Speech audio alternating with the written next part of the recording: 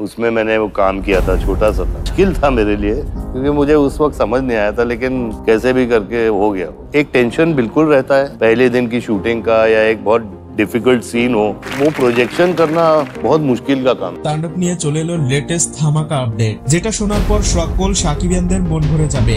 एक टेंशन बिल्कुल रहता है पहले दिन की शूटिंग का, या एक बहुत डिफिकल्ट सीन हो, वो प्रोजेक्शन करना बहुत मुश्किल का काम। उसमें मैंने वो काम किया था, छोटा सा था, मुश्किल था मेरे लिए क्योंकि मुझे उस वक्त समझ नहीं आया था, लेकिन कैसे भी करके हो गया। বরবাদের দাপট কমতে না কমতে তাণ্ডব সিনেমার রীতিমতো শুটিং শুরু হয়ে গেছে। একদিকে আমেরিকা, কানাডা, অস্ট্রেলিয়াতে ঝড় তুলছে বরবাদ, অন্যদিকে ভারতে তাণ্ডবের শুটিং এ ব্যস্ত সময় পার করছে কিং খান খ্যাত অভিনেতা শাকিব খান। এর মধ্যেই ঘনিষ্ঠ একটি সূত্র থেকে জানা গেছে তাণ্ডবের মেইন ভিলেন হিসেবে দেখা যাবে বলিউডের সবচেয়ে নামকরা অভিনেতা সঞ্জয় দত্তকে, যাকে সর্বশেষ কেজিএফ চ্যাপ্টার 2 তে ভিলেন হিসেবে দেখা গিয়েছিল আধিরা চরিত্রে। বরবাদের হাইপ ক্রিয়েট করার পর তাণ্ডব নিয়ে আরো বড় পরিসরে প্ল্যানিং করছেন রায়হান রাফি। এর জন্য দর্শকদের স্পেশাল কিছু দিতেই সঞ্জয় দত্তকে নিয়ে ভাবছেন তারা।